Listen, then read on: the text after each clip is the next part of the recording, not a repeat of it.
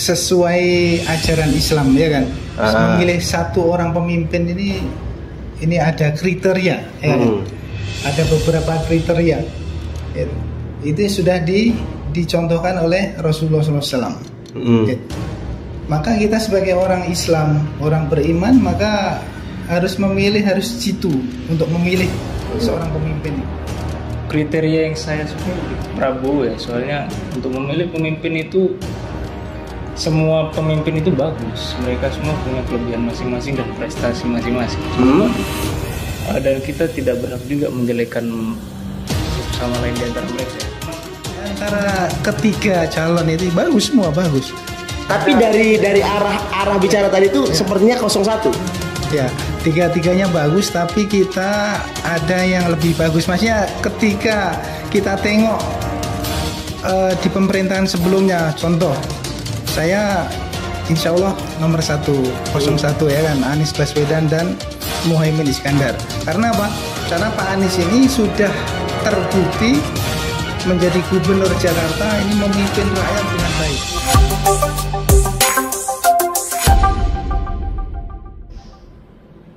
Bertiup angin dari utara, berhembus angin dari selatan. Sambutlah salam dari kami bertiga, walaupun belum berjabat tangan. 1, 2, 3. Assalamualaikum warahmatullahi wabarakatuh. Waalaikumsalam warahmatullahi wabarakatuh. Oke, langsung ke to the point pokok pembahasan hari ini ya. Karena bintang tamu kita hari ini punya jadwal yang sangat padat. Di satu sisi yang satu harus menyiapkan makalah-makalahnya. Di satu sisi saya kedatangan maaf Ustadz Hadi Susilo.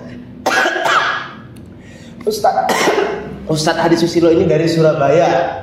Jauh-jauh saya undang ke Batam untuk menjawab pertanyaan-pertanyaan RRP.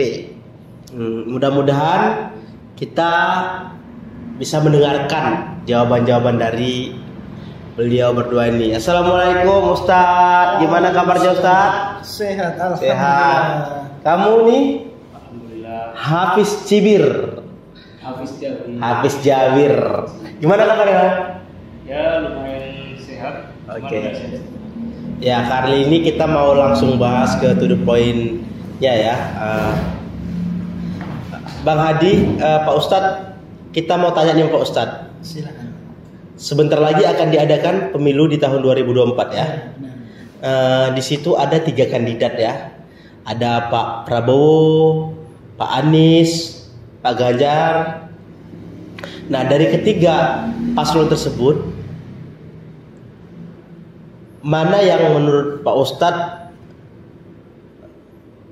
yang ada di hati Pak Ustadz lah kira-kira yang cocok gitu untuk menjadi pemimpin di negara kita ini? Ya, sebelumnya Assalamualaikum warahmatullahi wabarakatuh. Waalaikumsalam warahmatullahi wabarakatuh. Para pemirsa RRP yang saya muliakan, yang dimuliakan Allah. Jadi pertama, Masya Allah, ini memilih pemimpin ini langsung duduknya begini aja biar enak. Maaf Ustaz. Sesuai ajaran Islam, ya kan. Memilih satu orang pemimpin ini ada kriteria, ya kan.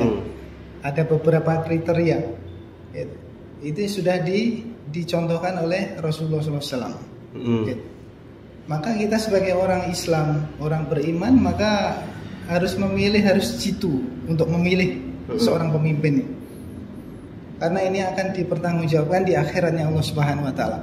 Jadi yang pertama, maka kita tengok seorang pemimpin itu sosoknya yang pertama harus sidik, ya kan? Jadi sidik seperti akhlaknya Rasulullah SAW. Ada 4 kriteria. Yang pertama sidik, fatonah, tabligh, amanah, ya kan? Ada 4 itu. Maka keempat-empatnya ini semuanya sudah tahu lah, tidak usah dijelaskan. Maka oke, kita tahan dulu sebentar. Kita mau tanya nih ke Mas Jawir. Mas Jawir udah punya pilihan belum nih di 2024? Udah punya? Udah ada. Nah, di antara paslon 1, paslon 2, paslon 3 ini, menurut kamu kriteria yang paling kamu suka itu adanya di nomor berapa? Untuk kriteria yang saya suka lebih ke Prabowo ya, soalnya untuk memilih pemimpin itu semua pemimpin itu bagus, mereka semua punya kelebihan masing-masing dan prestasi masing-masing. Dan kita tidak berhak juga menjelekan satu sama lain di antara mereka ya. Cuman kalau untuk Prabowo ini dia itu sudah beberapa kali mencoba. Itu mengartikan bahwa dia adalah sosok yang pantang menyerah. Dan itulah yang membuat saya untuk supaya Indonesia ini bisa lebih maju. Jadi kamu menganggap Pak Prabowo pantang menyerah? Iya, pantang menyerah. Karena atas dasar itu kamu dan pilih dia Pak juga Prabowo. Tegas. Dan dia karena juga tegas itu kamu pilih Pak Prabowo. Oke. Ada alasan lain kenapa kamu pilih Pak Prabowo?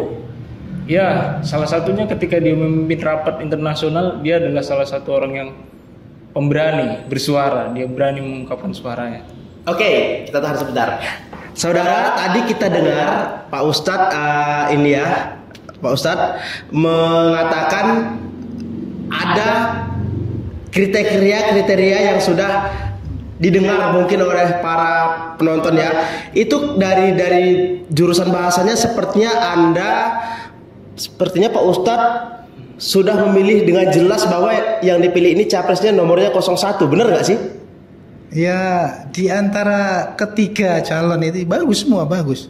Tapi dari arah bicara tadi itu sepertinya 01. Ya, tiga-tiganya bagus, tapi kita ada yang lebih bagus. Maksudnya ketika kita tengok di pemerintahan sebelumnya, contoh, saya insya Allah nomor 1, 01 ya kan, Anies Baswedan dan Muhaimin Iskandar. Karena apa? Karena Pak Anies ini sudah terbukti menjadi gubernur Jakarta, ini memimpin rakyat dengan baik. Nah, jadi karena atas dasar itu jadi Pak Ustadz pilih 01. Ya, yang pertama itu tadi masalah 4 kriteria tadi ya bukannya sempurna enggak, cuma mendekati. Oh, berarti ini yang kedua memilih pemimpin itu karena ada bukti telah memerintah pemerintahan selama 5 tahun sebagai gubernur. Berarti dengan kata lain juga Pak Ustadz memilih seorang pemimpin itu karena dia mengikuti aturan-aturan dalam agama,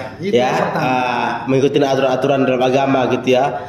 Tapi kalau saya pertanyakan kembali, ini kan bukan menjadi pemimpin suatu agama ataupun pemimpin suatu kepercayaan, ini kan memimpin negara. Yang dipimpin itu kan bukan umat Islam aja, yang dipimpin kan ada umat Nasrani, Hindu, Buddha. Kalau misalnya Pak Ustadz bicara seperti itu, berarti itu hanya memimpin seolah-olah hanya untuk memimpin satu agama saja, itu gimana? Ya itu karena dalam ajaran Islam, untuk yang tadi yang saya sebutkan pertama tadi, yang saya sampaikan untuk memilih calon pemimpin itu yang di antara ada kriteria 4 tadi, itu yang mendekati di antara 3 calon ini hanya Pak Anies. Jadi terus yang kedua, ini sudah terbukti Pak Anies ini telah memimpin rakyat Jakarta, dia sebagai gubernur telah berhasil. Nah, seperti itu. Oh, telah berhasil. Oke.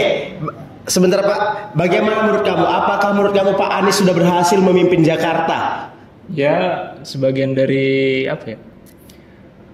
Ya banyak yang berhasil, cuman ya kalau dari media yang saya dengar ya banyak juga sebagian dari proyek dia itu nggak kejadian, nggak sampai. Oh, tidak berhasil ya? Berhasil. Itulah yang selama ini saya dengar ya, itu mengenai Anies ya.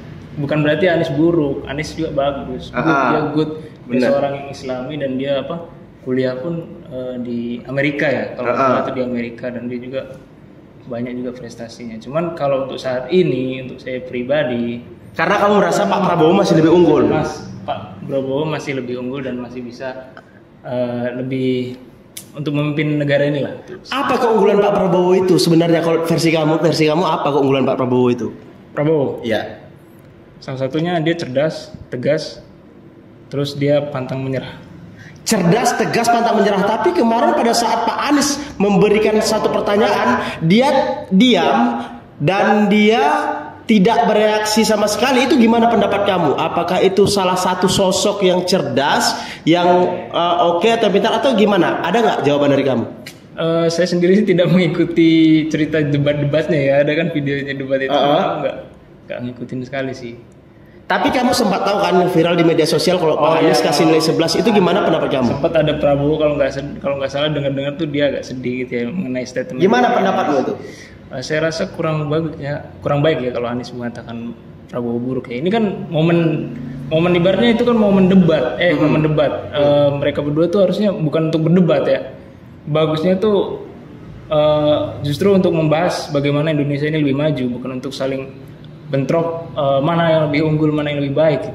Oke, sebentar. Kita mau tanya ke abang ini gimana menurut abang nih? Kalau tentang Pak Prabowo tadi yang dikasih nilai tadi 11 oleh Pak Anies itu gimana kalau menurut abang? Itu hak prerogatifnya Pak Anies ya. Kita nggak ke wilayah itu kayaknya kalau kami ini tidak bisa. Itu yang menilai lawan politiknya. Seperti itu. Oke, Bang. Kalau begitu sekarang kita mau nanya ini. Seyakin apa abang Pak Anies ini bakal duduk jadi presiden di tahun 2024? Ya, kita ini sebagai orang beriman ikhtiar saja. Ikhtiar ya. Kita bismillah, sholat istikharah ketika mau nyoblos ya kan. Yang penting sosok yang kita dukung ini kan sudah nampak. Nampak maksudnya ketika memimpin tadi nampak hasilnya.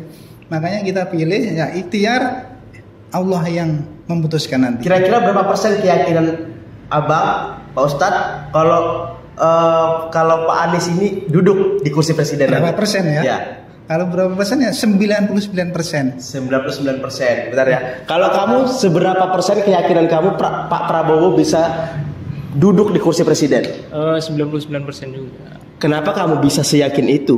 Karena di mana tempat kerja saya pun, terus orang-orang lingkungan saya banyak yang milih Prabowo dan rata-rata anak muda sekarang itu presentasinya lebih banyak memilih Prabowo. Oke.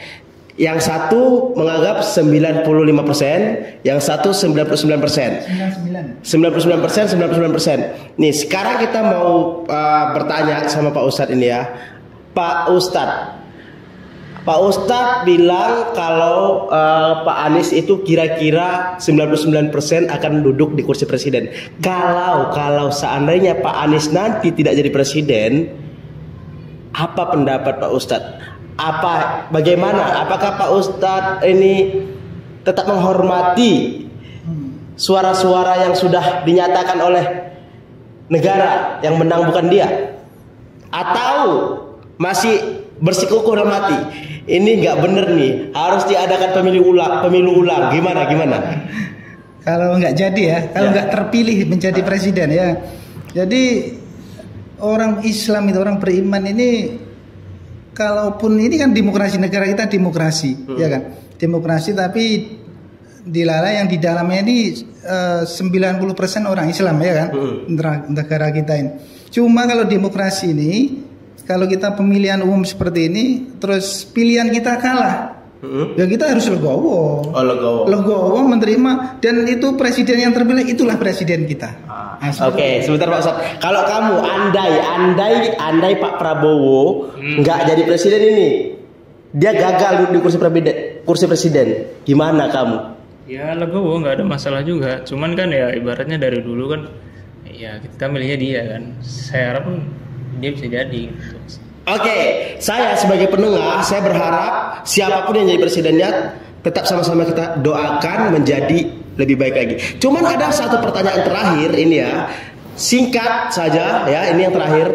Kemarin katanya ada kampanye kok di masjid, ya ada tuh. Banyak orang yang bilang, kok kampanye di masjid? Bukankah masjid itu tempat sholat? Kenapa kampanye di masjid? Itu menanggapi hal itu apa? Dan bagaimana? Apakah itu salah? Apakah itu benar? Bang, Pak Ustadz. Ya itu ada buktinya, maksudnya kampanye di masjid. Bicara politiknya ada nggak di dalam masjid itu waktu itu? Abang dengar seperti itu? Kalau saya sih tidak mendengar hal itu, tapi banyak berita sudah tersebar di TikTok, di sosmed, semuanya udah banyak terdengar bahwa kampanye kok di masjid. Itu seandainya benar kampanye di masjid, itu gimana kalau menurut Pak Ustadz? Itu benar nggak? Di zaman Rasulullah dan para sahabat, ya kan, masjid itu tempat mulia, rumah Allah, tempat sujud Allah. Tapi masjid itu juga tempat untuk berpolitik, untuk mengatur strategi perang, politik negara. Itu semuanya di dalam masjid. Oh, berarti boleh dong kampanye di masjid? Boleh. Oke, tunggu sebentar. Kalau kamu pasti ada dengar dong kampanye kok di masjid? Ya. Gimana? Itu banyak dilambungkan oleh didengungkan oleh paslon 00 sekian ya. Itu gimana menurut kamu? Ya, kampanye di masjid bukan jadi hal masalah ya, karena emang betul yang Bapak bilang tadi kan. Dari sejarahnya masjid itu bisa jadi apa ya? Suatu sarana untuk silaturahmi, salah satunya ya untuk berpolitik juga bisa. Zaman dulu kan gitu juga Rasulullah. Oke. Apa harapan Pak Ustadz kalau misalnya Pak Anies duduk nanti di kursi presiden di tahun 2024? Semoga dapat duduk kalau harapan saya ya. Harapannya apa? Kalau dia duduk nanti apa harapannya untuk Pak Anies? Jadi semoga ya kan Pak Anies dan Pak Muhaimin ini bisa mengemban amanah tugas negara, amanah dari rakyat, dan bisa lebih baik daripada pemerintahan sebelum-sebelumnya. Oke, kalau seandainya Pak Prabowo duduk di kursi presiden di tahun 2024, apa harapan kamu? Harapan saya Indonesia bisa lebih maju sih. Bisa go internasional. Oke. Terima kasih banyak Pak Ustadz, dalam waktu yang singkat ini saya bisa mewawancarai, bertanya-tanya. Terima kasih juga Mas Jabir, terima kasih banyak. Sahabat-sahabat RRP dimanapun berada, kali ini saya sangat mempunyai waktu yang sangat tipis dan sedikit dan genting, dan akhirnya terima kasih banyak kalian sudah menyaksikan tayangan ini. Jika tayangan ini mencapai masih banyak penasaran, maka saya akan langsung mendatangi Pak Ustadz ini, dan saya akan langsung mendatangi Mas Jabir ke tempatnya. Oke, jangan lupa di subscribe, like, komen, dan share. Akhir kata saya ucapkan billahi taufiq wal hidayah. Wassalamualaikum warahmatullahi wabarakatuh. Jangan lupa di follow TikTok, Instagram, YouTube, dan Facebook RRP Barbershop, tempat cukurnya anak muda Kota Batam. Tempat sederhana, semua treatment ada. Assalamualaikum.